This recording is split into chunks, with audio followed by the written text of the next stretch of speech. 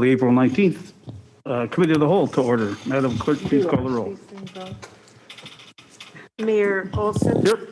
Alderman Dandria. Here. Alderman Mayor. Here. Alderwoman Wilhelm. Here. Alderwoman Hanneman. Here. Alderman Barber. Aye. Alderman Nelson. Here. We have a quorum. Please rise, join the Pledge of Allegiance. Pledge allegiance To the flag of the United States of America and to the republic for which it stands, one nation, under God, indivisible, liberty and justice for all.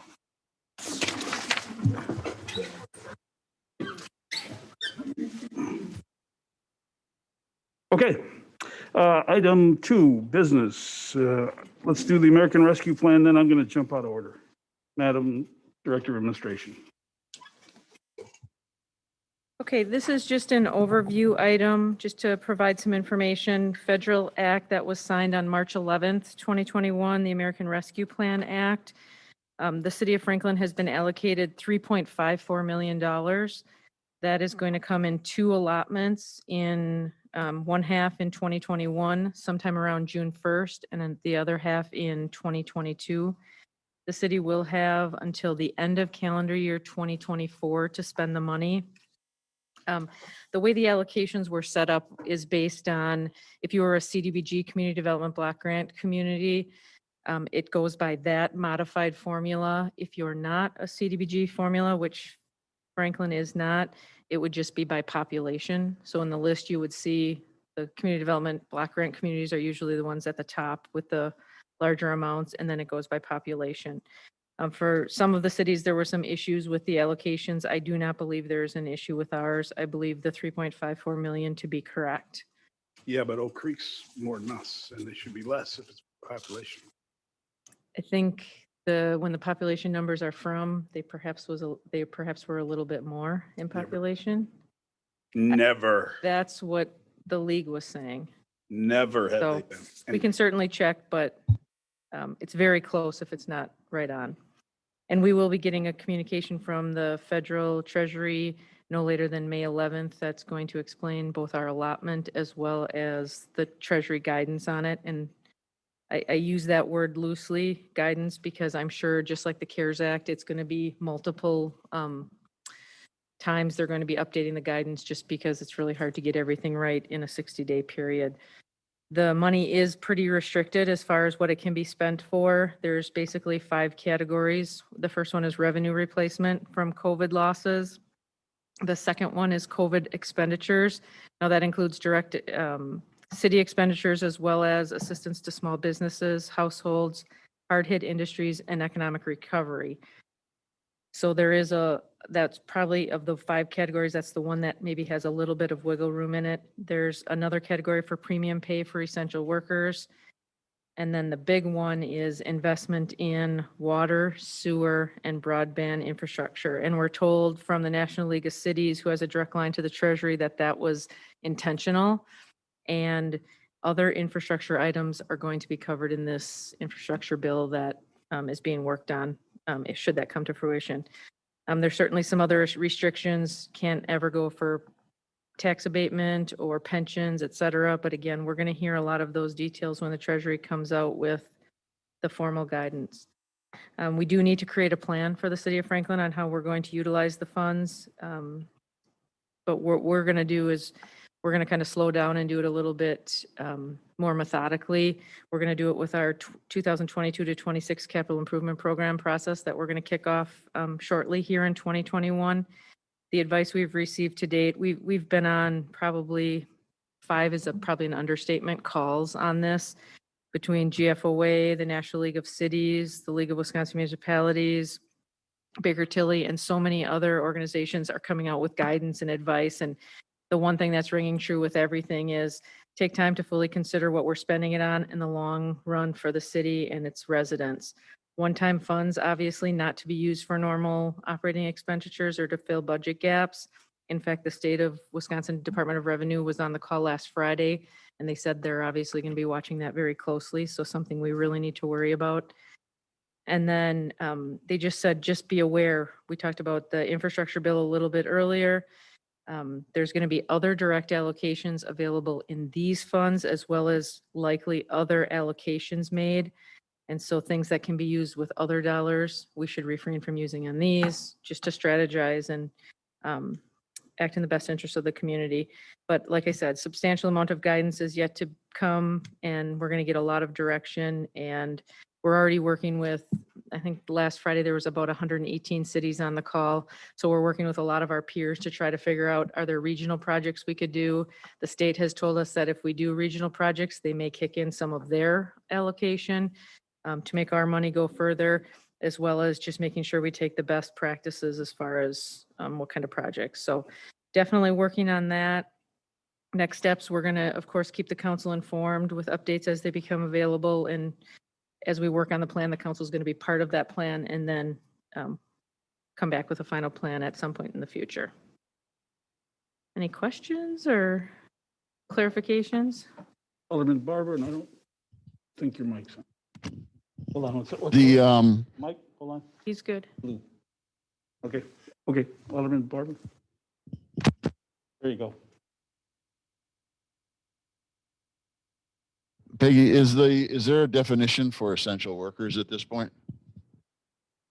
Essential workers are considered frontline, so that would be the police, fire, health, and some utilities. Is that something personnel committee might want to look at in Um, advance, or wait until it's further down the line? It's probably further down the line. We don't pay any premium pay. This is not for any normal hours or even overtime hours. This is for a premium pay, so a pay on top of their normal pay. So unless if the city would implement something like that, this one would not be for regular pay So it'd and be a benefits. bonus and not part of the regular structure in any way. Premium pay, you know what? It just depends what the guidance comes out with. It could be that, but right now they're telling us it's extra dollars or cents on the wage rate is how it's been explained from the National League of Cities so far. Thanks. Everything I've been hearing, and the mayors have been on calls on this constantly, is don't make so many decisions right away because there's more money coming for less restrictive things in the future. Also had a conversation with another alderman who is lobbying for streets. And I get that. We'll have a list of those too. So it's all on the table. So Yeah, and one thing in regard to the streets and some of the other bigger projects, one thing they have given us indication on is if we do have some larger projects that are coming infrastructure wise, it would probably be in our best interest to go ahead and start getting those on the docket and designed, because much like a lot of other federal funding, when you have shovel ready projects, those tend to be higher on the list as far as the ones that are authorized. So just another item for us to keep track of as we're going through that capital planning process. anybody else? Okay, no questions. We'll move on.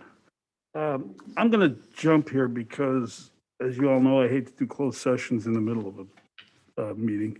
So let's move to C, initial discussion regarding the establishment use of the following, and there's the list. And Director of Administration and I have been working on this, as has the clerk. So with that, I'm going to turn it over to the Director of Administration. Thank you. So I guess maybe I'm just going to start with a little bit of backup. How did we get where we're at today with this manual in front of us? As everyone knows, we did receive a recommendation from legal counsel from our insurance company. Okay, so we received a recommendation from legal counsel from our insurance company that the city should have more formal protocols in place as far as communications, et cetera.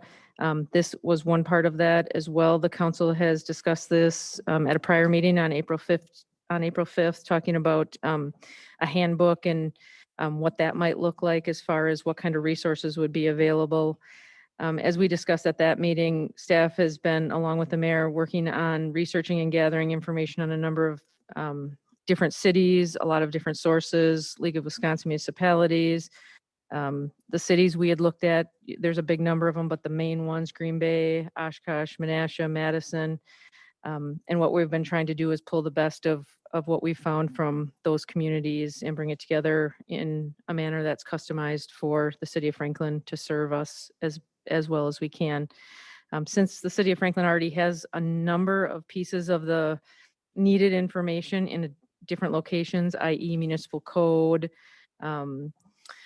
policies, administrative policies, et cetera, it would probably be a lot easier if we didn't have those, because we could just basically start from scratch and come up with maybe a little bit more comprehensive, but I think we have to deal with what we're dealt with and kind of pull together what we have. So in front of you tonight at your places, you will see a draft binder with a ton of information in it, I think already, and then obviously things we need to discuss today, as well as continue on until we come up with something that's workable on the long term.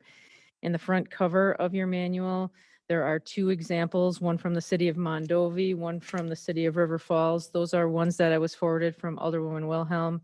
Just the indexes are in here, but we certainly have the whole manuals if you're interested in seeing them.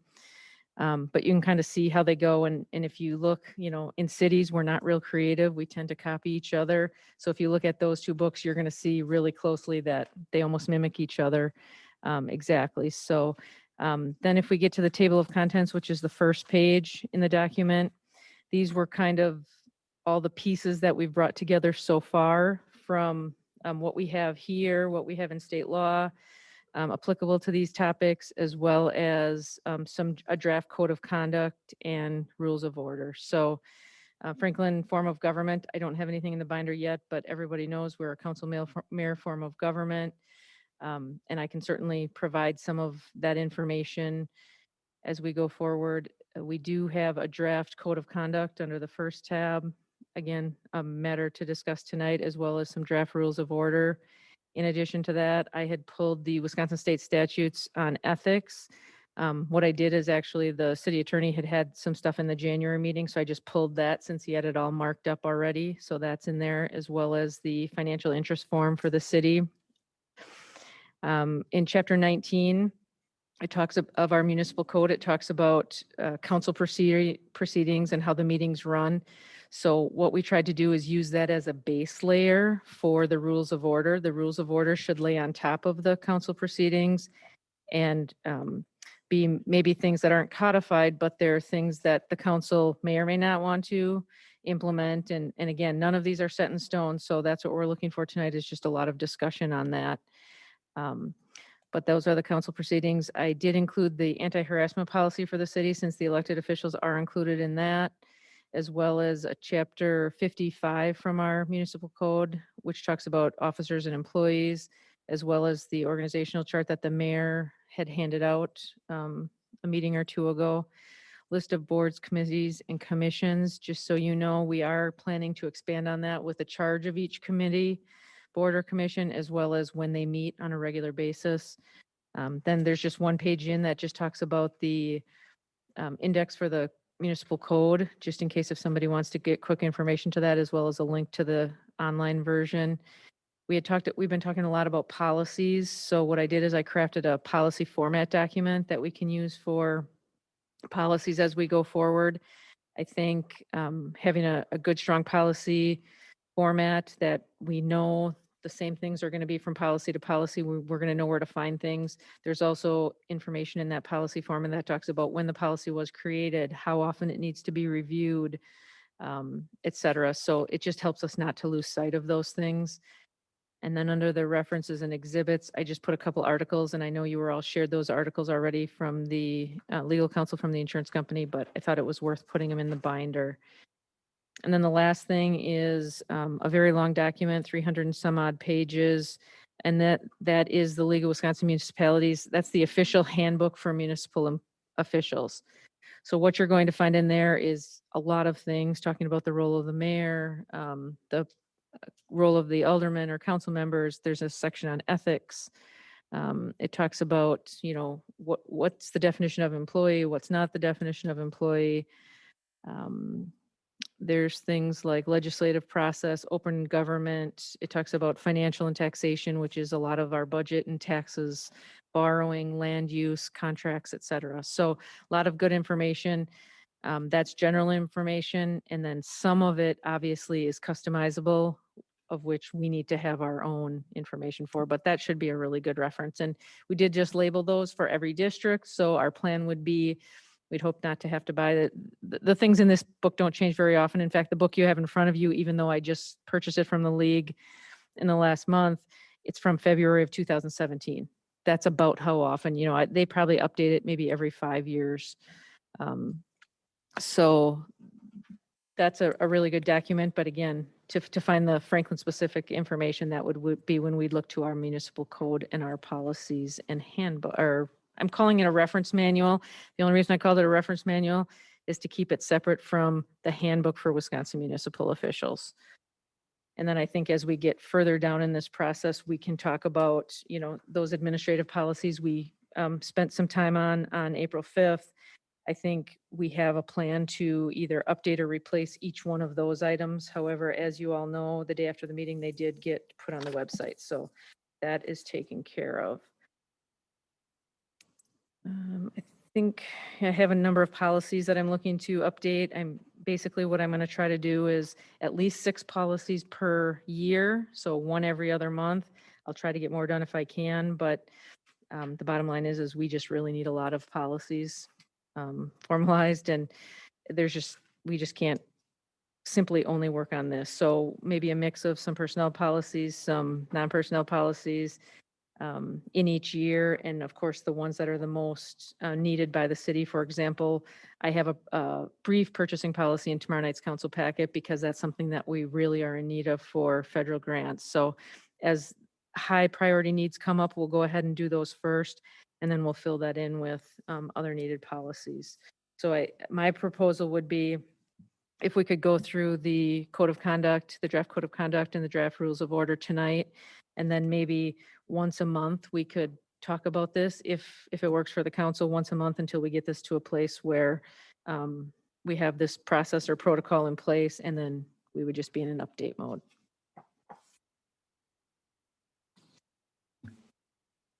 Okay, ground rules on this are very simple. I take no pride in authorship, and it changes this is our book and it's mostly yours and mine. So this needs to be what you need it to be. We just have to be sensitive to what's already in the ordinance. But after that, we can go through it section by section, or however you want to do it. Comments? Alderman, go ahead. Alderman.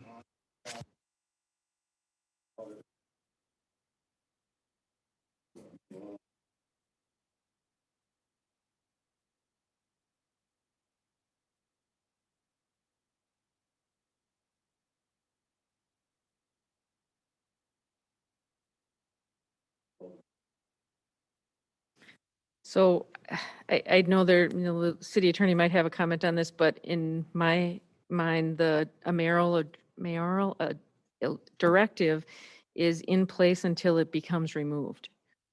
So kind of like our other policies and different things, until somebody changes it, it should be in place. Now, with that said, there are a lot of older policies in there under that administrative section. So the other caveat is we have to keep them relevant and up to date in order for them to live on across councils.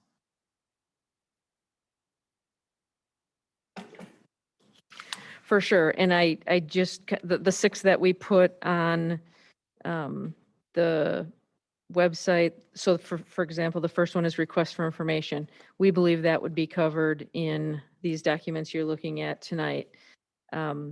Alderman notifications on seminars, we could simply add something into these rules of order that would say that the council should report at a council meeting, when they go to, so there's a lot of things we could do.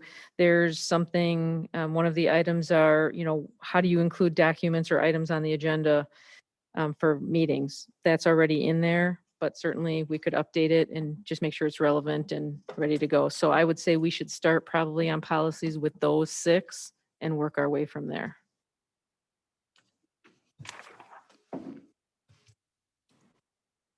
Okay, let's do the paragraph at a time. Starting on page 1, the purpose, anybody want to talk about the purpose? How about conduct with each other? Alderwoman Hanneman, push your button. Wait. Okay. Good. Awesome.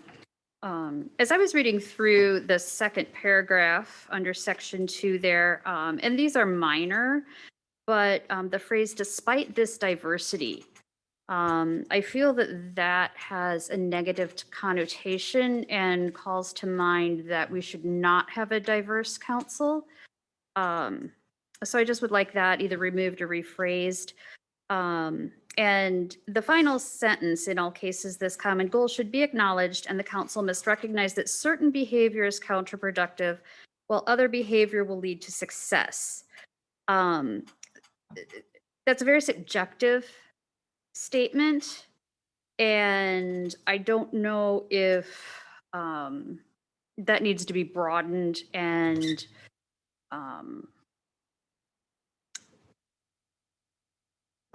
which behavior, codifying which behavior is being counterproductive or and what would be successful. I don't necessarily know the answer to that right now, but I think it's something that as we're moving forward, I mean, yes, we all know what counterproductive means, but I think it's just something to mull over as we move forward. So let me offer a suggestion. I mean, we're all doing this for the first time. If we can agree on a change, let's do that. If there's something such as Alderwoman Hanneman just brought up, we'll bracket it, put her name next to it, and at some point, with a suggestion, we'll fix it. So my suggestion on your first one is just to remove "despite this diversity." Okay. Okay, anybody else on that? No? Push a button. Alderman Wilhelm. That's twice in 1 week. Sorry. It's okay, Sven. We were joking about that on the way in. So I guess when I first picked it up and started to read it, and I looked at some of the other handbooks that were online, and especially the two, these start off with the form of government and the history and the policies, the role of the mayor and the council. And ours right away starts off with this conduct with one another. And while I feel it's great to have it included, it already sets this tone. And I'm wondering if we couldn't restructure this and have some of the other things that are more helpful to how we function first, and include some of this conduct stuff in the ethics section instead. It would just lend itself to being more friendly right off the bat, because it just sounds a little heavy-handed right when you first open it up.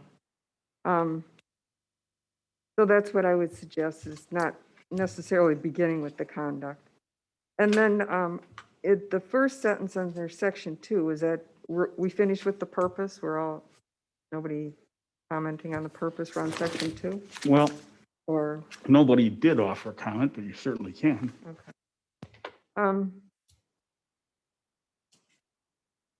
Well, I haven't compared any purposes, so I don't have any comments on that. So just because I don't have a comment tonight doesn't mean I'm ready to adopt it, because I had no idea how this procedure was going to go out, that we were going to go through line by line and then tomorrow expect to vote on whatever we went through. So I guess I would like the time to look at the purpose of other committees and our cities and how they've written theirs up before I can say, oh yeah, everything's great with that. So on section 2, it starts off the common council and the mayor, herein after the council. And then I had a note, something about page 14. So it's, so on page 14, it says, We don't have a 14. Oh, the one that's in the inside the packet? council packet, Okay, sorry. what we were actually given to read for tonight. So I don't know what this other thing is. It says council members serve on boards and commissions or committees. So in that instance, does council members there mean common council 1 or mayor to or common council as, it just wasn't clear to me if, sometimes it's used, this document uses council, which seems to include the mayor, and other times where it references here, meaning the council includes the mayor. So I think in every instance where it's referenced, we need to be clear on who we're talking about on every single case. So the council shall try to refer to one another, you know, and then during public meetings as mayor. And so it just seems like a lot of it's directed at the council, but the mayor has its own, even though he's part of the council, if that makes sense. We can, I think what the way to fix that might be, and this is open for conversation. By the way, I had no notion that we would take action on this tonight or tomorrow night. Had none whatsoever. So this is all good conversation. And by the way, this was cut and pasted from those organizations that the director of administration mentioned tonight. And I changed some words here and there and added a paragraph here and there, but generally, this is somebody else's document that I plagiarized, and Mrs. Stino plagiarized as well. So my suggestion on that one is we can add a sentence in the section heading that just says, hereinafter, the word council shall apply to mayor and common council. It does that once, but then later on, it kind of takes a different turn where it doesn't really seem like it applies to everyone, even though it says it right under the first section of 2. So it's just a little confusing in that sense. Well, we'll write some clarification. Okay. And then when under A, use of formal titles, it says the council shall try to refer to one, or usually shall and try don't necessarily go together. And so it says shall try to, shall means you have to do it. And I agree with that, but what is this, like one of these things where, oh, you know, they only called me council president and didn't use the name and title. I mean, how are we going to be on some flexibility with this word shall in there? Because it's, you know, if I just say mayor and then I don't say Mayor Olson, now am I in violation because I shall say? Depends if I'm on a bad vote or not. I know that. That's my concern. Now we're getting somewhere. Yeah. No, we're not going there. Mayor, Of course, Madam Director. I think I can talk to you from experience on this one because I was actually in the community that we pulled the doc from on this. And that's why the try was in there, because this isn't a gotcha. It's just to add a level of respect to all of you and all of your positions. So I think, at least in the community that wrote this, it was try It's because they didn't want to place. It's the understanding that the council, you know, will make every effort to refer or something like that instead of.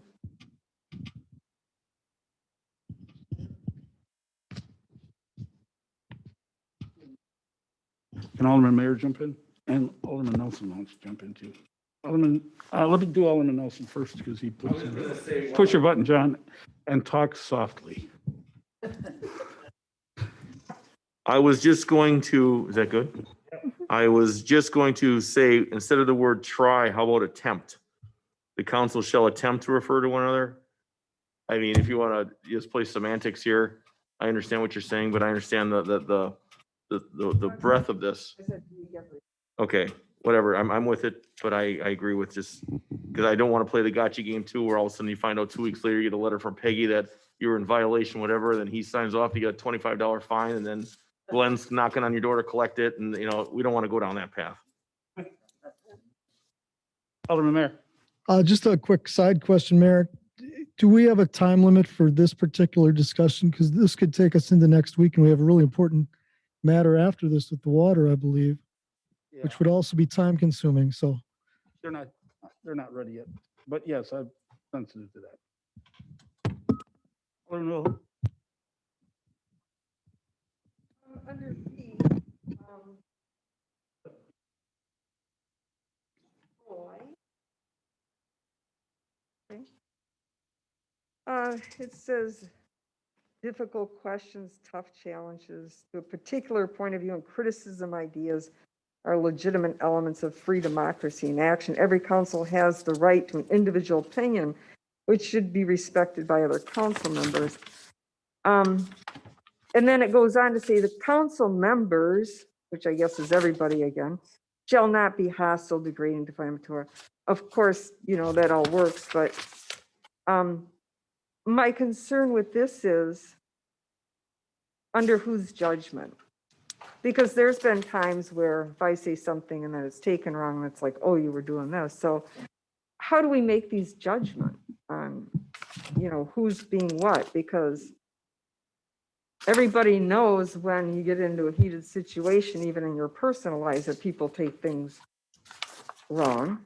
And I guess how far is this going to be taken that, you know, I've seen some heated debates up here, especially with previous aldermans, and it just was like a heated debate.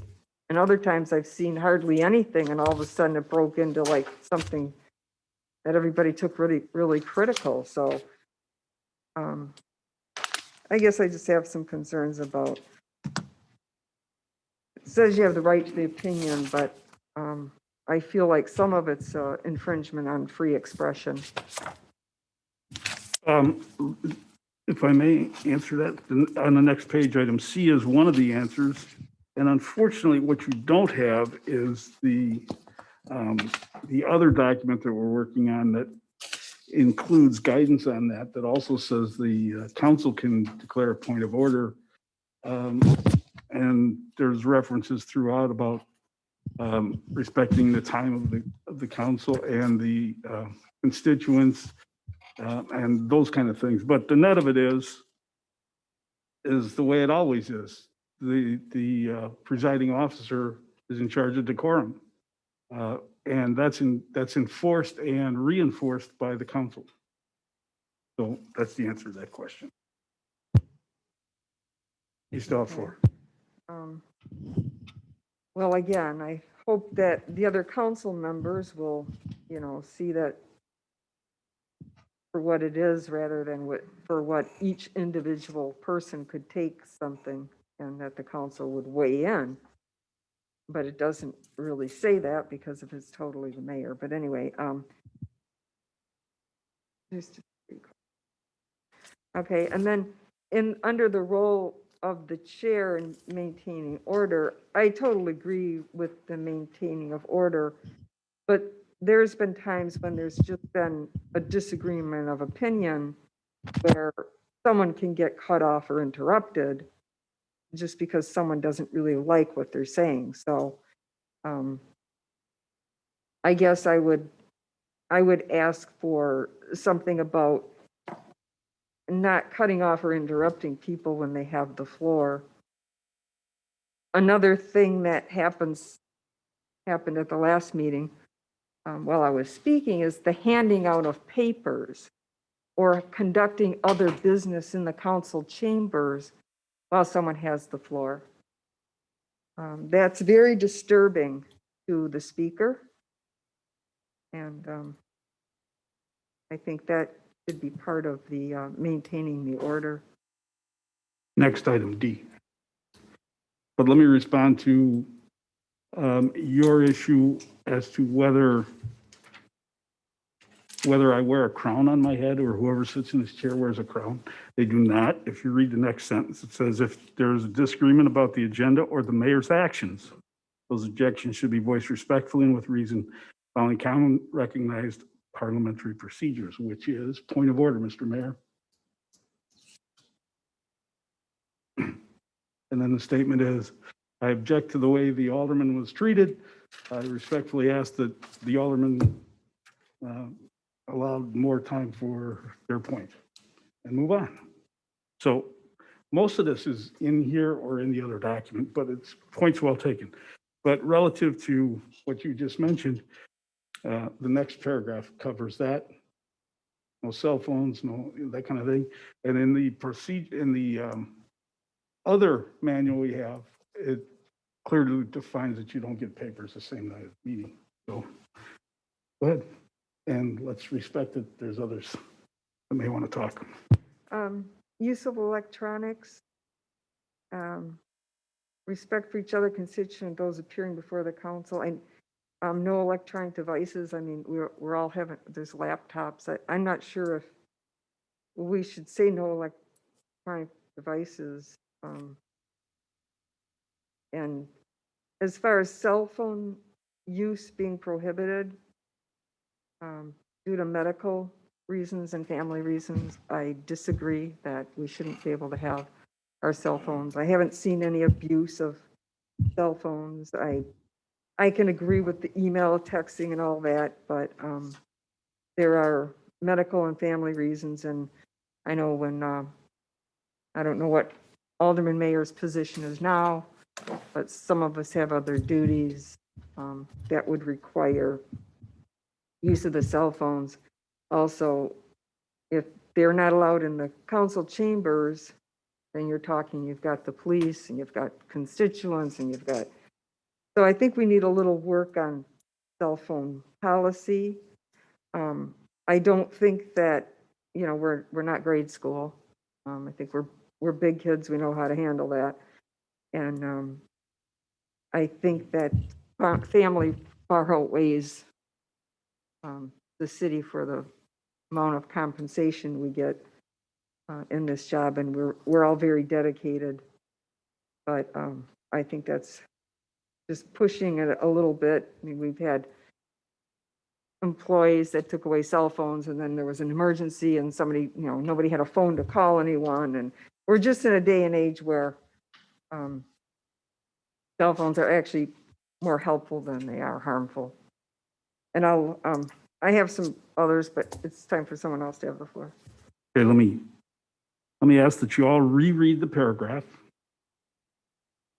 It specifically says you won't use the stuff during very finite numbers of events, where if you do use them, frankly, you're being extremely rude to the people in the audience and your constituents. The second part of yours, whether cell phone is turned on and in your pocket or not an issue here. It's not addressed here. It says you don't use your cell phone while you're at the table.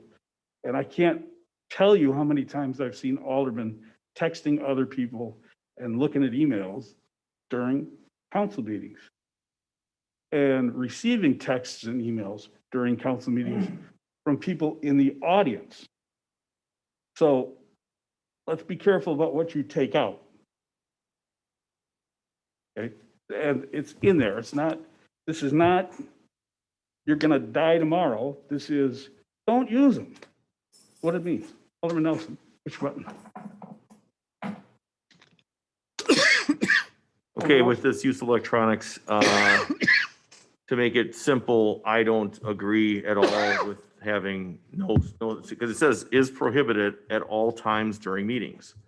So I don't think that's reasonable. I don't think it's, I'm not going to abide by that because I have responsibilities with family, job, like we all do, that if I have to check something, I'm not going to be an idiot and stand here in front of everybody and start doing this. But if I'm going to have to discreetly check something, I'm going to check it. And that's how that's going to work. And I don't think this is reasonable. I don't think, I think we're looking for a solution to a problem that really doesn't exist. You've made some references. Well, then maybe that should be brought up with the person on the side, if that's a real issue. Maybe because I sit in this far end and I'm half blinded by this thing up there, that I don't see these things happening. But I don't know, that my point is, I don't think that should be in there. It's your manual.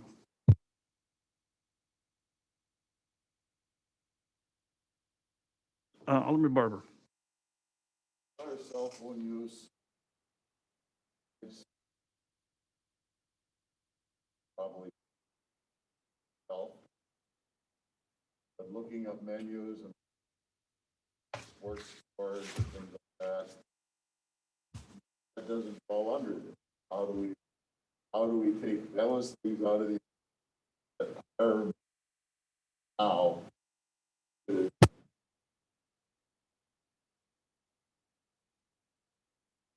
Figure has been used to it. How would come after that?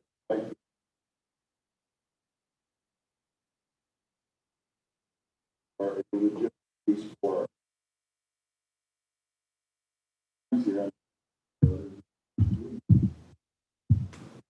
We'll come back with some other language. Alderman Hanneman, push your button. I was just going to suggest instead of some different verbiage, instead of is prohibited, is strongly discouraged at all times during meetings. Might be dialing it back a little bit.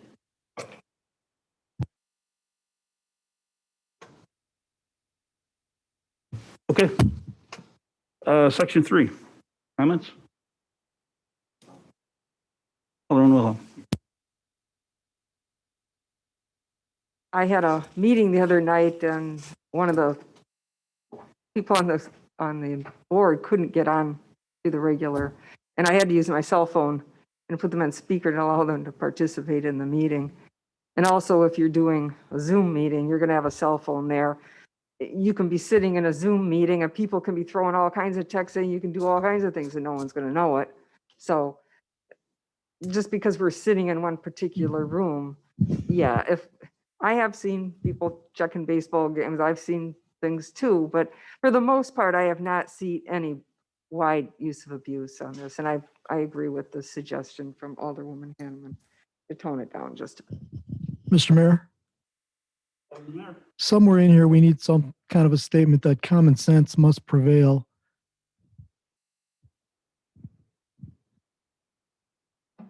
I'm not responding to that. Paragraph, section 3. Anybody have issues with this? Or suggested changes or additions? All right, if you do later on, let us know. Well, this is all in your packet. I know.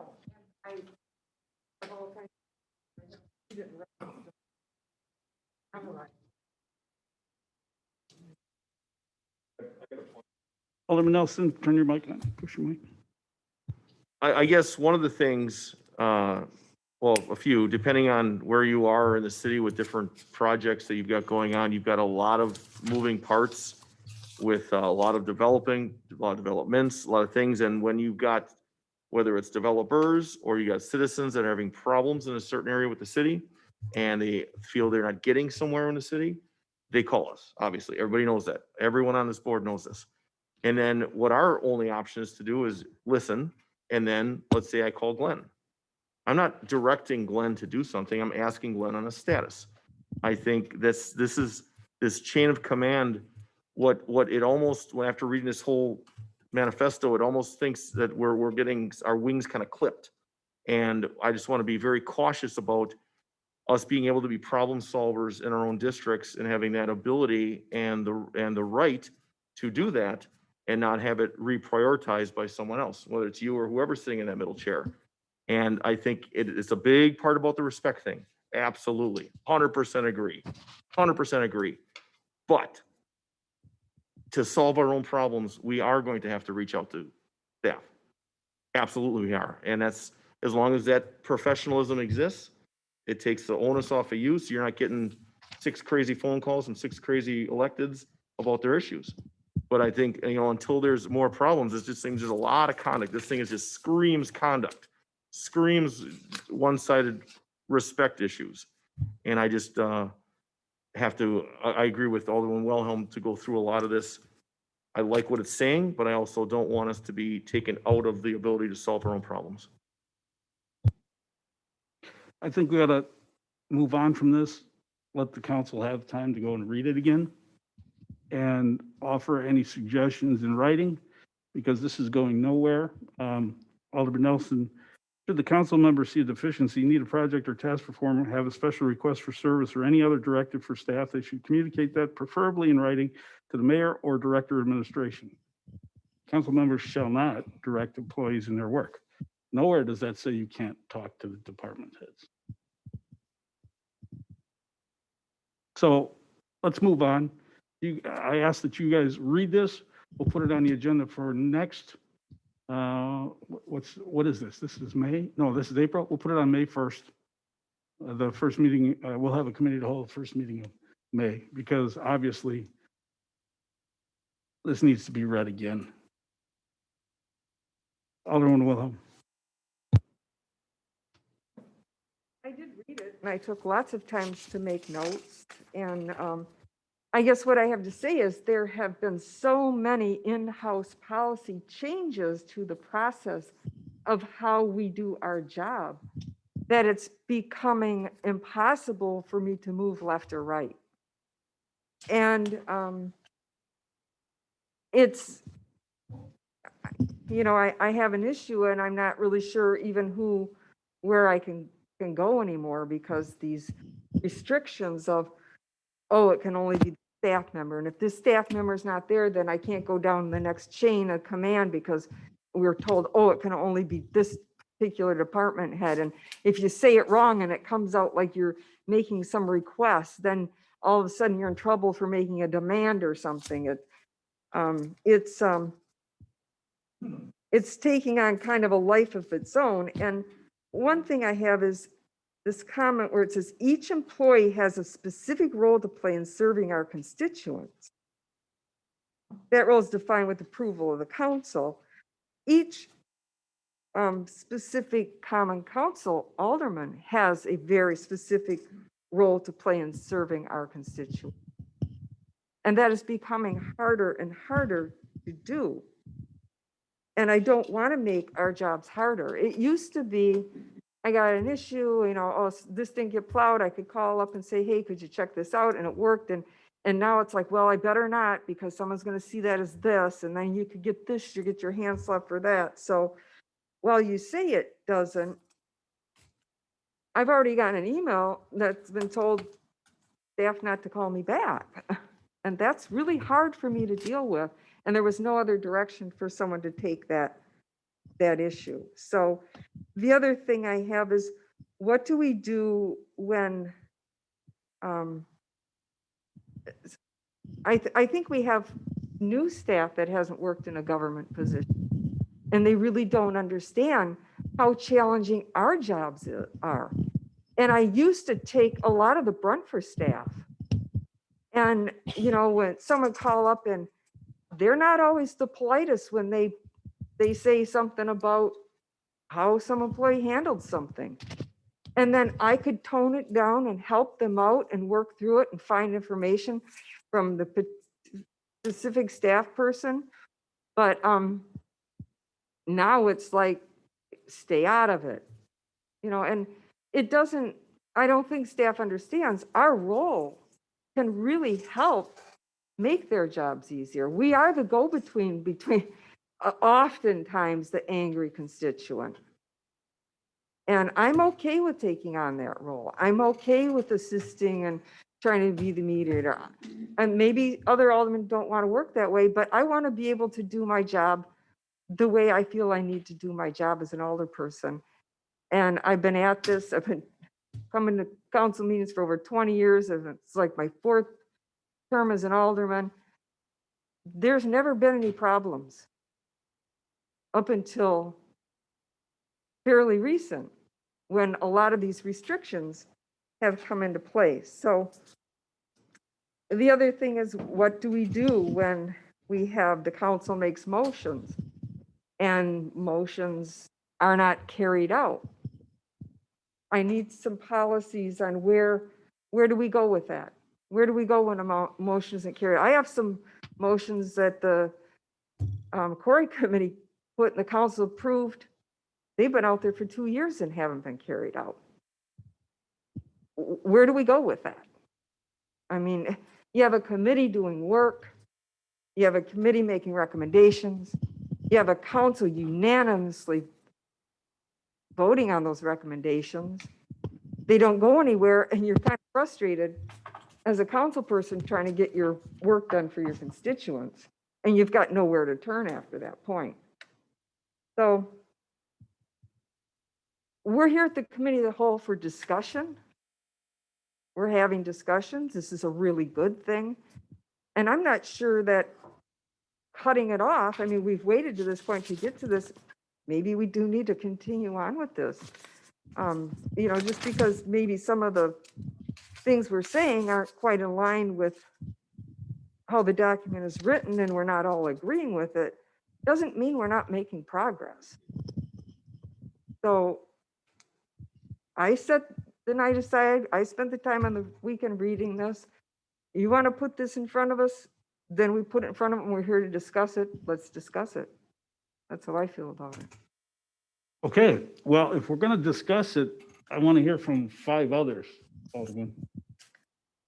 If it's gonna be the Alderman Wilhelm show, I'll just have her write it and Point of, we'll move on. point of order. Point of order on that. Yes, ma'am. Mayor, The Alderman's got a point of order. What is your point of order? The comment about the Alderman Wilhelm show, I have not stopped anyone up here from raising their hand and talking. They all know they can talk. I've let the floor go when I had other comments. Alderman Barber. there's been times right here in this council chamber when staff has been abused. They've been criticized in public, they've been demeaned, and there's been nothing to change that. And I think those are the kind of things that we're talking about here, not trying to limit personal privilege or personal involvement. There's a way to do it that makes sense, like common sense, how to go about doing things. And there's ways that are detrimental, and I've seen people do it. Take task with people that shouldn't be happening here. And so those are the kind of things that we want to moderate. We want to moderate people working with staff. We want to have a code that defines that relationship and puts it in a positive text. And I've read through this myself. I mean, you're not the only person that reads through it because I've done it, but I'm hearing your comments for the first time. So I'd like to see your comments maybe be submitted to Peggy or any additional comments be submitted to Peggy so that they can become part of a process that is an ongoing review. That's my thought. Alderman Dandridge. You're not going to talk, I'm going to make you talk. Thank you, Mayor Olson. Well, I took this document to be used as a guideline and a tool. And it was about code of conduct. And we're supposed to take situational situations, but also remember we've got also an underlying document called Robert's Rules.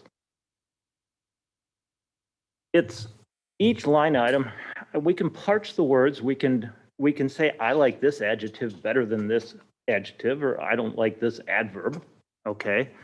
I mean, and there's some fine tuning, but this is something that is going to go on much further than us. It's going to go on into many councils. And so when I read this, I did not look at it from a personal, this is not a personal vindictive, okay? It is a code of conduct. It's something, we could have called it, hey, common sense, okay? But there are some people there are some individuals, and there's going to be individuals in the future that are going to take advantage of situations.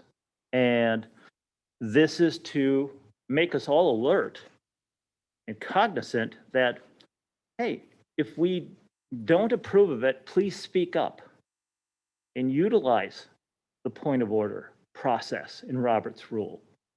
And we're trying to keep a flow and some consistency. And make it fair to employees as well as non-employees, to the council members as well as to the employees of, and the staff.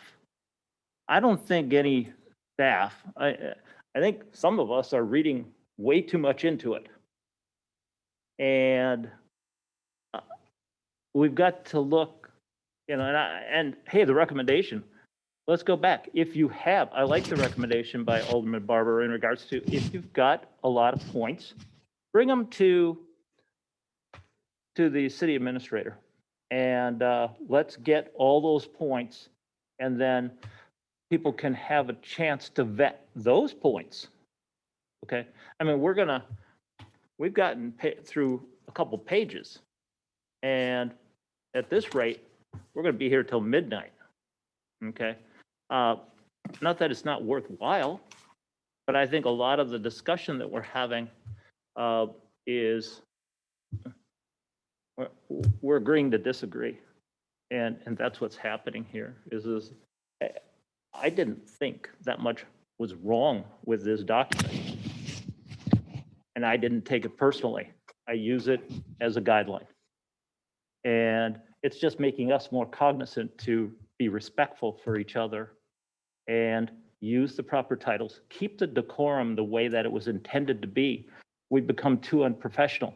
Oh, we're friends, we're associates, but there is a presence that's conveyed out into the future, not just via microphone today.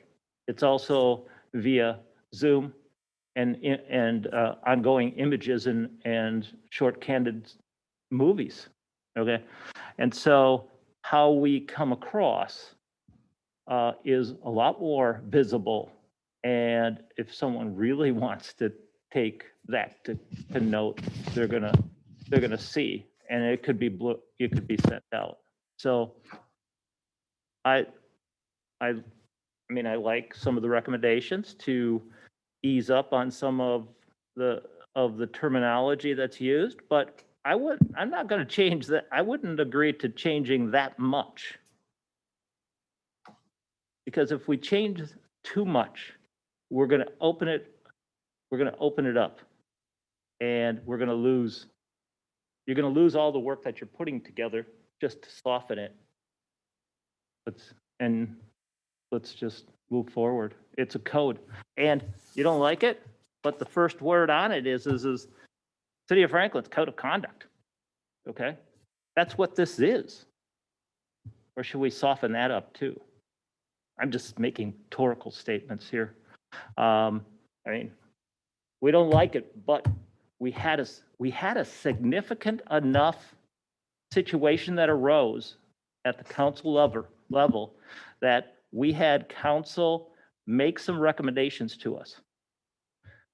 We should heed the advice and start to incorporate these things to make it more professional to the citizens and our constituents.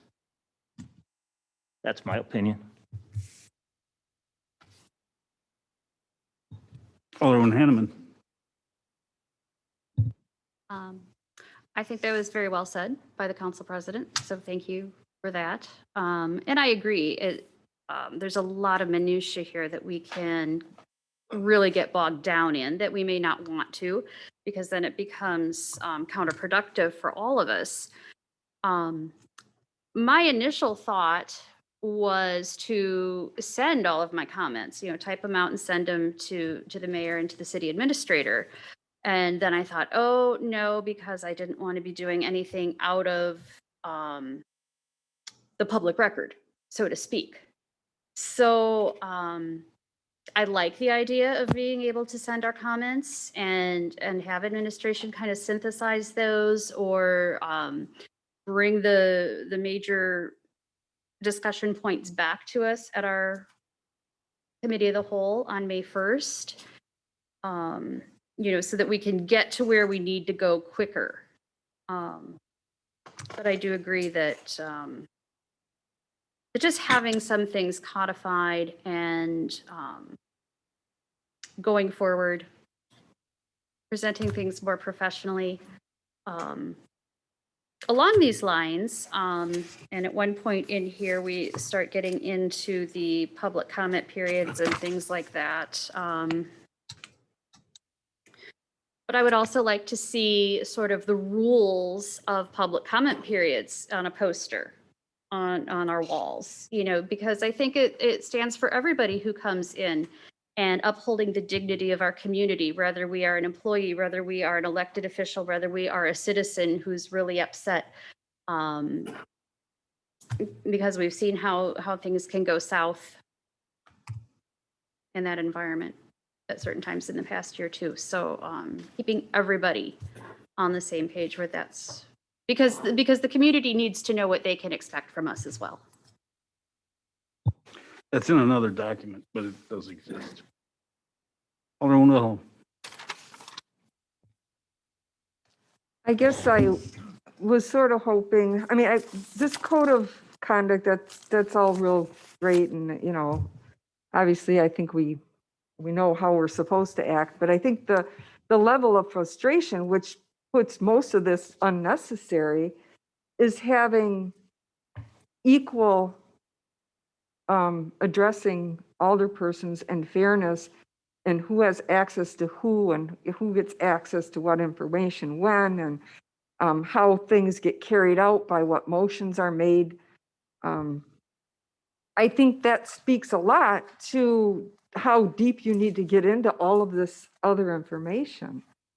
And it used to be, and some of you were here when Alderman Solomon was here, and the policy was, get all your questions answered before you come to the meeting and don't waste our time at the common council meeting. And now you're limited to staff and who you can talk to. And if it's only department head and department heads aren't there, you get your thing on Friday. You can't talk to a staff member on Saturday or Sunday. You call on Monday, they're not there. Like, you know, for this meeting, you don't get a call back right away. And then you're limited on the staff contact or content you can talk about, I should say, at the meeting. So I guess what I was kind of looking for is more policies and procedures on how we can do our daily jobs, how we can get through. What should we each do with mail received? Are we required to give it to the clerk? The clerk knows. I always give her. In fact, I have one for you. What about giving the alderman the intralink that was supposed to be given to us so we have more access to information?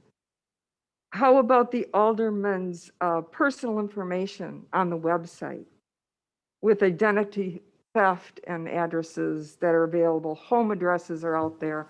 I think we should maybe rethink how Alderman, we excuse me do one that. second. This is precisely what's being called out in this document. You're currently not on the topic of the code of conduct. You're offering us some additional information that you'd like, which is all valuable, but it's not germane to the topic in front of us.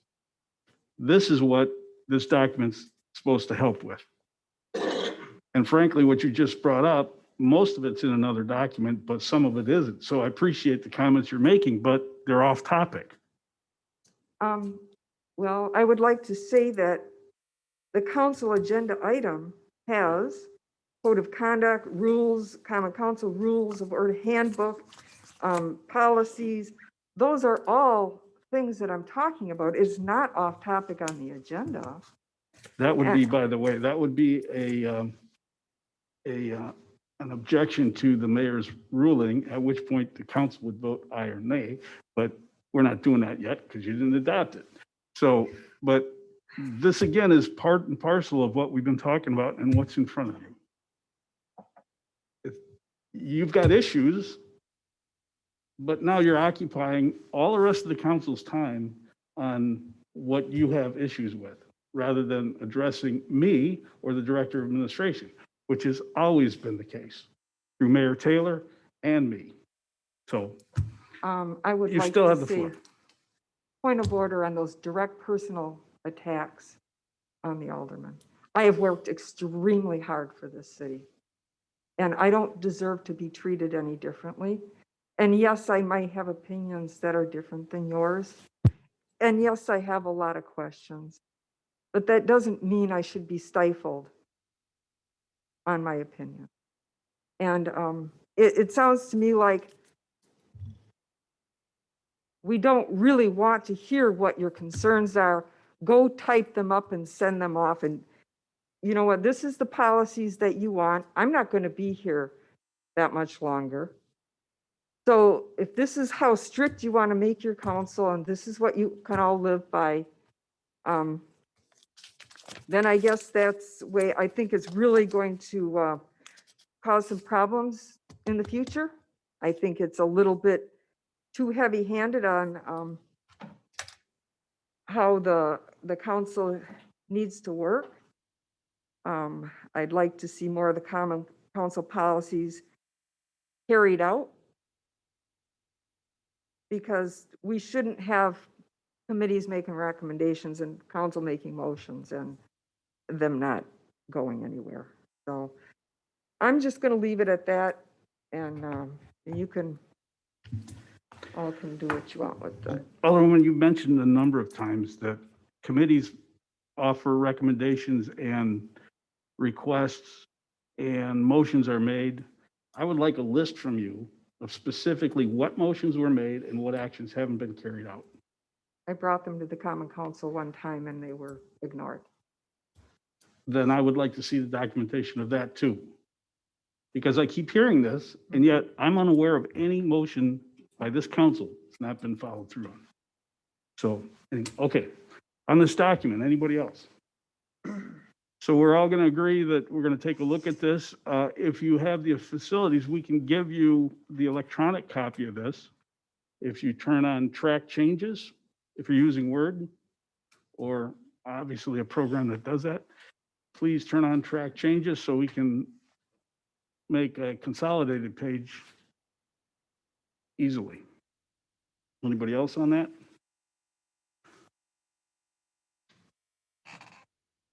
Okay. So with that, we'll move back to the closed session.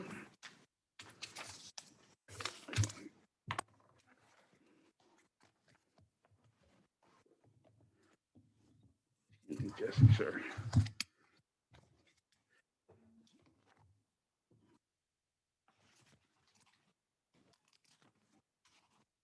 Need to get the language here. Should have put a tab here. My apologies. I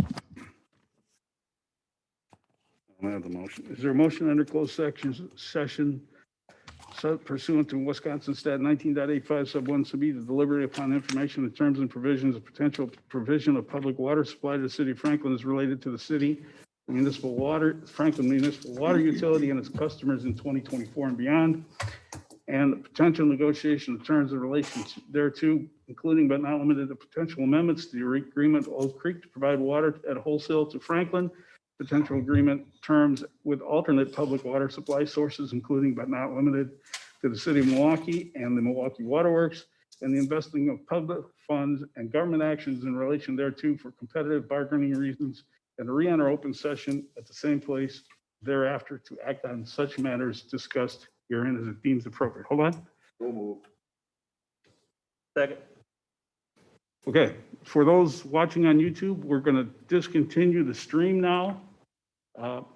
We will, if we come out of closed session and have an action item, we'll restart the stream. But if there is no stream afterwards, that means no action has been taken. So with that, Madam Clerk. Alderman Dandria. Aye. Alderman Mayor. Aye. Alderwoman Wilhelm. Aye. Alderwoman Hanneman. Aye. Alderman Barber. Aye. Alderman Nelson. Aye. That's 6 ayes, no noes, no absence, no abstentions. We are in closed session.